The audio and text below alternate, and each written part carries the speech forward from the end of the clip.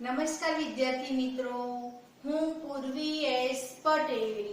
પ્રકરણ 3 અનુમાનના નિયમો. એમાં આપણે 1 થી 20 દાખલાની પ્રેક્ટિસ કરી હતી. આજે આપણે 21 થી 40 દાખલાની અંદરના ઉદાહરણની પ્રેક્ટિસ કરવાની છે. હવે આપણે અહીંયા જોઈ શકો છો કે આધાર વિધાનની સંખ્યા 4 છે. 1 2 3 અને 4. આ માટે કરીને છે 3%. તે ફલિત વિધાન છે. હવે આ 4 આધાર વિધાન આપેલા છે, એમાંથી પહેલા સ્ટેપમાંથી જોતા જઈએ આપણે. આ બંનેનું એક પણ વિભાગ અહીંયા ઉતારેલો છે તો ના, આનો ના, આનો ના. તો હવે શું કરીશું આપણે? વચ્ચે આપેલું છે શરતી અને આર નો અહીંયા નિષેધ કર્યો છે. એવો તે કયો નિયમ છે કે ઉત્તરાંગના નિષેધ પરથી પૂર્વાંગના નિષેધને લગતો નિયમ લાગુ પડે? તો એમપી નો નિયમ. પી શરતી, ક્યુ નિષેધ, ક્યુ માટે નિષેધ પી. તો અહીંયા હું લખું છું નિષેધ બી. કોનું કર્યું આપણે? નંબર 4 અને નંબર 2. શું કર્યું? એમટી.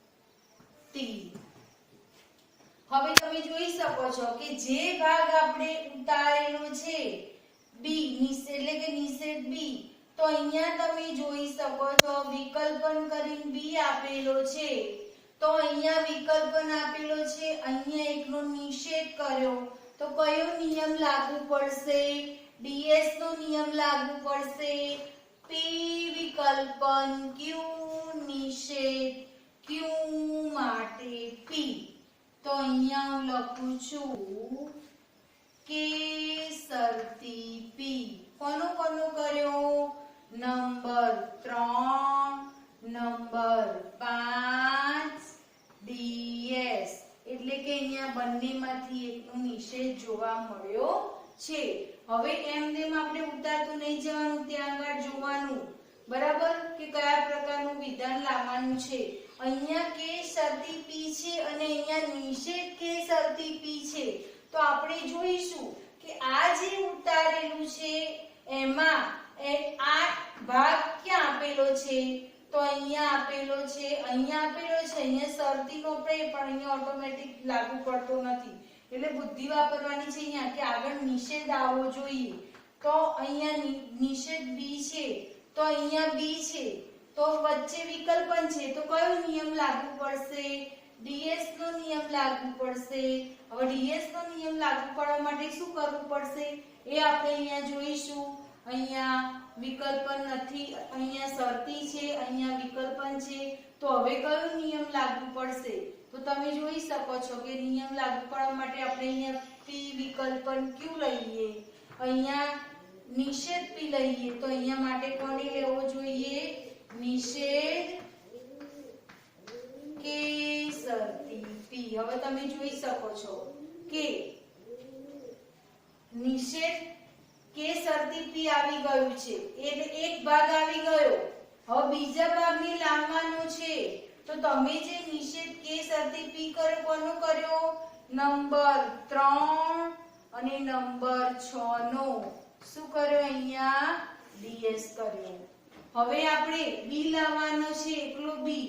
નિષેધ કે શરતી પી તો આવી ગયો, પણ હવે બી લાવવાનો બાકી છે. તો અહીંયા વિકલ્પની નિશાની છે, અહીંયા નિષેધ કરેલો છે. તો કયો નિયમ લાગુ પડ્યો? પાછો ડીએસ નો નિયમ લાગુ પડ્યો. 3 અને 7 નો ડીએસ. પી વિકલ્પન, ક્યુ નિષેધ, પી માટે ક્યુ. તો અહીંયા આપણે લખીએ છીએ 3 અને 7 નો ડીએસ.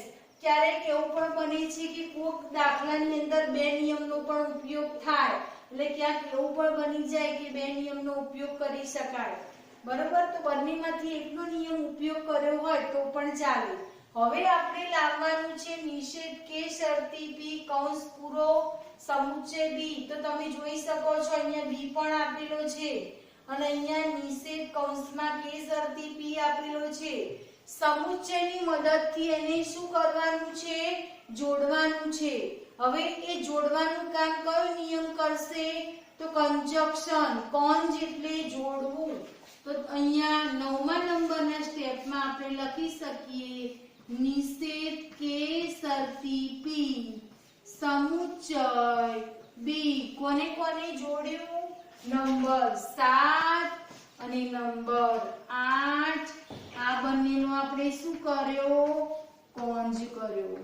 તો જવાબ આવી ગયો. જે જવાબ અહીં લાવવાનું છે આવી ગયો. મેં તમને એમ પણ કીધું હતું કોઈક જગ્યાએ વધારાના નિયમનો ઉપયોગ કર્યો હોય તો કદાચ 10-20 સ્ટેપ આવે, કોઈક જગ્યાએ વધારાનો નિયમ ઉપયોગ કર્યો ના હોય તો 9 પણ આવે. કોઈક જગ્યાએ એવું બને છે કે 2 નિયમનો ઉપયોગ થતો હોય તો બંનેમાંથી તમે એક મૂકો તો પણ સાચું જ આવે. હવે ઉદાહરણ નંબર 2 જોઈએ આપણે. તો ઉદાહરણ નંબર 2 માં આપણે જોઈએ કે આનો એક પણ ભાગ આમાં ઉતારેલો છે ના, આનો આમાં ના, આનો આમાં ના. તો તમને શીખવાડ્યું હતું કે એ રીતે ભાગ ઉતારેલો ના હોય તો બુદ્ધિ વાપરવાની. શું? કે સમુચ્ચય હોય એ સમુચ્ચયમાંથી બંનેમાંથી જે ભાગ લાગુ પડતો હોય નિયમને એ ભાગ ઉતારી દેવાનો. તો તમે અહીંયા જોઈ શકો છો કે હું અહીંયા પી વિકલ્પન આર ને ઉતારીશ. કેમ પી વિકલ્પન આર ને ઉતારીશ? અહીંયા શરતી છે વિકલ્પન આવ્યું તો કયો નિયમ લાગુ પડશે? સીડી નો નિયમ લાગુ પડશે. સીડી ના પગથિયા વધારે છે, સીડી નો નિયમ લાગુ પડશે. તો અહીંયા મેં શું કર્યું? 3 નો સિમ્પ કર્યો. હવે મેં તમને અહીંયા કીધું હતું કે તમે જો આ ઉતાર્યું તો 2 શરતી હતા, ત્રીજું વિકલ્પન હતું, તો ફલિત વિધાન કેવા પ્રકારનું આવશે? વિકલ્પન પ્રકારનું આવશે. તો આપણે નિયમ લાગુ પાડીએ. પી શરતી ક્યુ, આર શરતી એસ. આ જોડકા અહીં આવી ગયા પી વિકલ્પન આર માટે આ જોડકા ક્યાં આવી જશે? ક્યુ વિકલ્પન એસ. સીડી ના નિયમમાં જોડકા બદલી કાઢવાના. અહીંયા જોડકા બદલી કાઢ્યા મેં. હવે હું લખું છું 1 2 4 સીડી. હવે તમે જોઈ શકો છો કે અહીંયા આ ઉતાર્યું એટલે સીડી નો નિયમ લાગુ પડ્યો. તો હવે ફરી આપણે આને ઉતારીશું. નિષેધ ક્યુ સમુચ્ચય એ. તો મેં ત્રીજાનો શું કર્યો? ત્રીજાનો કર્યો સિમ્પ. હવે તમે જોઈ શકો છો કે સિમ્પ કર્યો. હવે આ બંનેમાંથી હું કયું ઉતારું? બરાબર, જે આપણે જવાબ મૂકતા જઈએ છીએ એ જવાબને ઉપરના આધાર વિધાનમાંથી નિયમ લાગુ પાડવાનો છે. તો આ મેં જે જવાબ લખ્યો છે આ બંનેમાંથી હું કયું ઉતારીશ? તો આમાં લાગુ પડશે તો નિષેધ ક્યુ ઉતારીશ. એટલે 7મા નંબરના સ્ટેપમાં લખું છું નિષેધ ક્યુ. કોનો કર્યો? નંબર 6 નો સિમ્પ કર્યો. હવે નિષેધ ક્યુ અહીંયા આવ્યો જવાબ. તો અહીંયા નિષેધ ક્યુ જવાબ આવ્યો. હવે બુદ્ધિ વાપરવાની છે અહીંયા આપણે કે અહીંયા પી શરતી ક્યુ છે, બરાબર, અહીંયા ક્યુ વિકલ્પન એસ છે. તો આમાં આ પણ નિયમ લાગુ પડશે અને આ પણ. તો પહેલા આપણે આ લગાડીશું કારણ કે એસ નો ઉપયોગ અહીંયા કરવાનો છે. એટલે પી વિકલ્પન ક્યુ નિષેધ પી માટે ક્યુ. અહીંયા ડબલ નિયમનો ઉપયોગ થાય પણ આ ઉપયોગ કરીશ ને તો એમાં કશું એક પણ વિભાગ લાગુ પડતો નથી. એટલે આપણે અહીંયા આ નિયમનો ઉપયોગ કરીશું. વચ્ચે વિકલ્પન છે, બંનેમાંથી એકનો અહીંયા નિષેધ કર્યો છે તો અહીંયા એનું શું કરી દઈશ? ઉતારી દઈશ. 5મા નંબરનું અને 7મા નંબરનું મેં શું કર્યો? ડીએસ કર્યો. હવે તમે જોઈ શકો છો કે એસ આવી ગયો છે. અહીંયા એસ આવી ગયો છે. વિકલ્પન ઝેડ લાવવાનો છે તો ઝેડ ક્યાંય જોવા મળતું નથી. તો આપણે શું કરીશું? એસ માં ઝેડ ને ઉમેરી દઈશું. તો 9મા સ્ટેપમાં લખું છું એસ વિકલ્પન ઝેડ તમે ઝેડ શેમાં ઉમેર્યો? નંબર 8 માં. તો અહીંયા હું લખું છું 8 નો એડ એટલે ઉમેરવું, એડિશન. હવે તમે જોઈ શકો છો કે S વિકલ્પન Z આવી ગયો. હવે નિષેધ Q પણ અહીંયા આવી ગયો છે. સમુચ્ચયની મદદથી શું કરીશું? આપણે એને જોડીશું. તો 10મા નંબરના સ્ટેપમાં આવશે S વિકલ્પન Z સમુચ્ચય. અહીંયા આપણે નિષેધ Q લખીશું. કોને કોને અહીંયા આપણે જોડ્યું છે? તો તમે જોઈ શકો છો કે નંબર 9 અને નંબર 7 શું કર્યું? આપણે કોંજ કર્યું. જે છેલ્લે 10મા નંબરના સ્ટેપમાં ફલિત વિધાન શોધવાનું છે આવી ગયું. તો આ રીતે તમારે દાખલાની પ્રેક્ટિસ કરવાની છે. હવે આપણે ઉદાહરણ નંબર 3 જોઈશું. ઉદાહરણ નંબર 3 ની અંદર આધાર વિધાનની સંખ્યા કેટલી છે? 1 2 3 અને 4. આ માટે કરીને શું લખેલું છે? ફલિત વિધાન લખેલું છે. હવે આપણે જે 5મા નંબરનું સ્ટેપ શોધવાનું છે તો પહેલેથી આપણે ચેક કરી લઈએ કે આ બંનેના એક પણ વિભાગ આ 3 માં આપેલા છે? ના. આના આ બેમાં ના, આના આ 3 માં ના, આના આમાં ના. તો હવે બુદ્ધિ વાપરવાની છે કે જે સમુચ્ચય વાળું છે એ બંનેમાંથી એક ઉતારી દેવાનું, જે આગળના નિયમને લાગુ પડશે. તો આપણે શું કરીશું?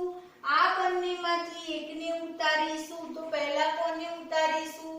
તો પહેલા આપણે આને ઉતારીશું. એટલે અહીંયા હું લખું છું D શરતી E. બરાબર? પહેલા મેં આને ઉતાર્યું, પણ આમાં અહીંયા એવું પણ બની શકે છે કે પહેલા તમે આને ના ઉતારો અને પહેલા આને ઉતારો તો પણ ચાલે. તો પહેલા હું આને ઉતારી દઉં. ચલો, મેં આ ઉતાર્યું પણ એ ખોટું ના કહેવાય, એ પણ ઉપયોગ આગળ થઈ શકે છે, ખાલી નંબર ચેન્જ થઈ જાય.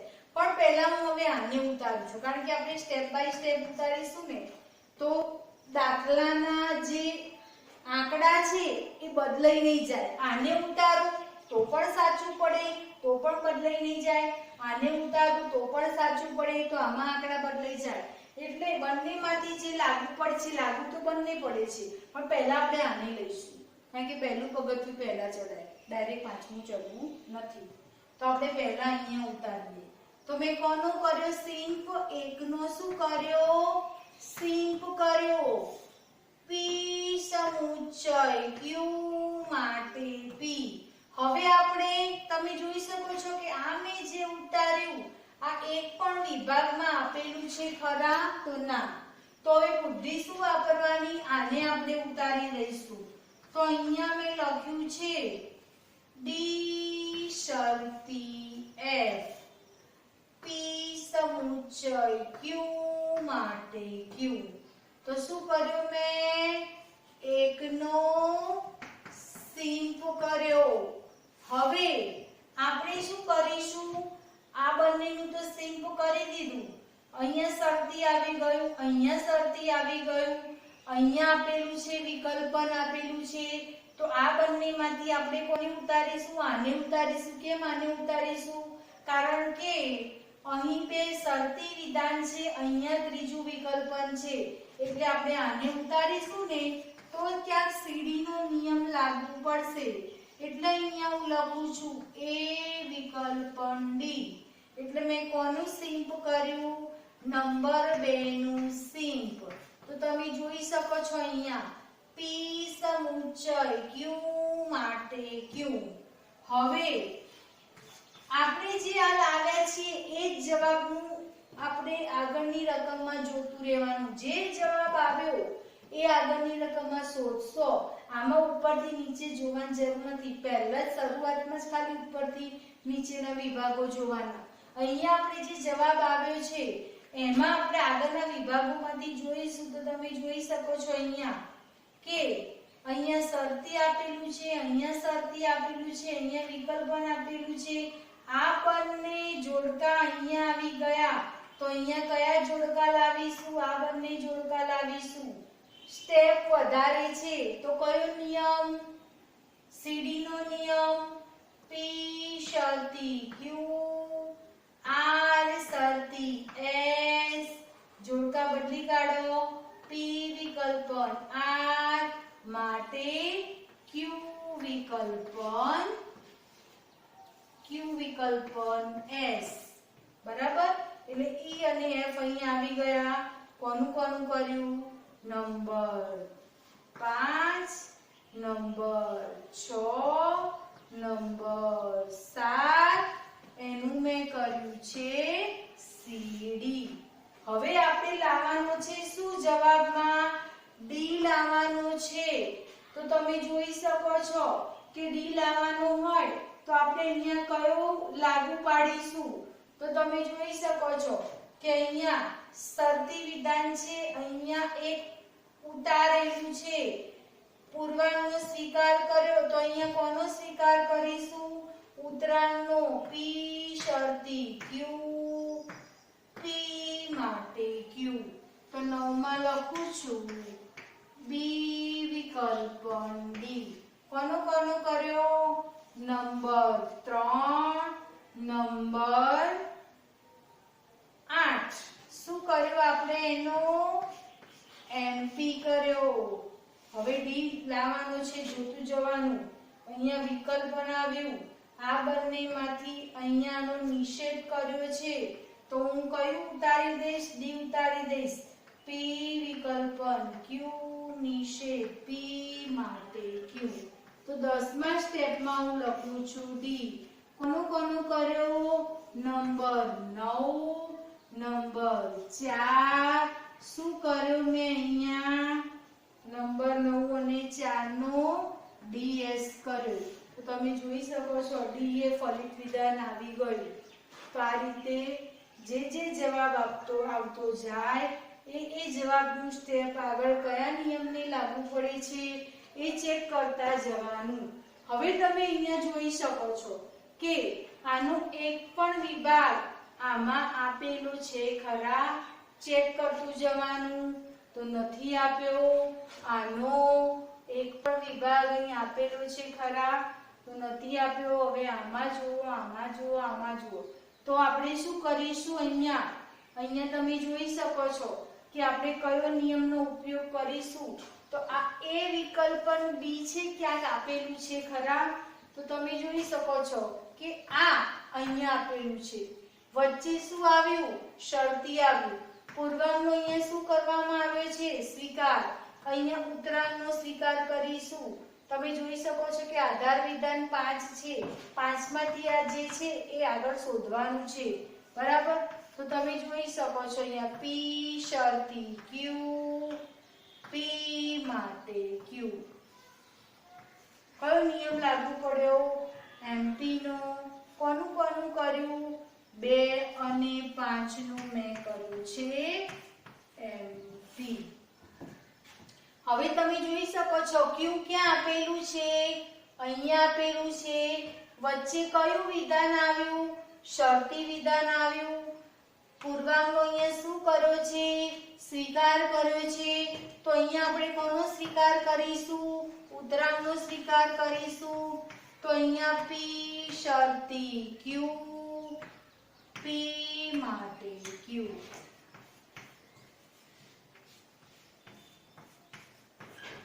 કોનો કોનો કર્યો? નંબર 3 અને નંબર 6. એનું શું કર્યું આપણે? MP કર્યું. બરાબર? નંબર 3 અને 6 નો MP કર્યું. હવે આપણે જોતું જવાનું છે કે આ તમે જે સ્ટેપ શોધ્યું એ ક્યાં લાગુ પડશે એ જોવાનું છે.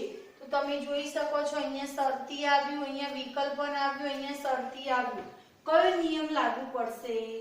તો સીડી નો નિયમ લાગુ પડશે. કેવી રીતે સીડી નો નિયમ લાગુ પડશે? તો P શરતી Q, R શરતી S, P વિકલ્પન R માટે ક્યુ વિકલ્પન એસ. કોનું કર્યું આપણે? પહેલા આપણે કર્યું નંબર 4, પછી કર્યું નંબર, પહેલા આપણે નંબર 4 નહીં નંબર 7 નું કર્યું. પહેલા નંબર 7, પછી નંબર 2, પછી નંબર 4. એનું આપણે શું કર્યું છે? સીડી કર્યું છે. હવે તમે જોઈ શકો છો કે પી વિકલ્પ પર નિષેધ એન આવી ગયું, ક્યુ આવી ગયું. સમુચ્ચયની મદદથી આપણે શું કરીશું? એને જોડવાનું કામ કરીશું. તો 9મા નંબરના સ્ટેપમાં લખીશું પી વિકલ્પ પર નિષેધ એન સમુચ્ચય ક્યુ. તો અહીંયા નિયમ લાગુ પડ્યો.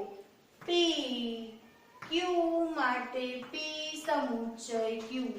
નંબર 8, નંબર 6 એનો કર્યો આપણે કોન્જ. તો છેલ્લે આપણું જે ફલિત વિધાન શોધવાનું છે એ ફલિત વિધાન આવી ગયું. જ્યાં સુધી ફલિત વિધાન ના આવે ત્યાં સુધી નિયમનો ઉપયોગ કરતું જ રહેવાનું. તમારા લેસનની અંદર 21 થી 40 નંબરના જે દાખલા છે એ દાખલા ગણી લાવવા.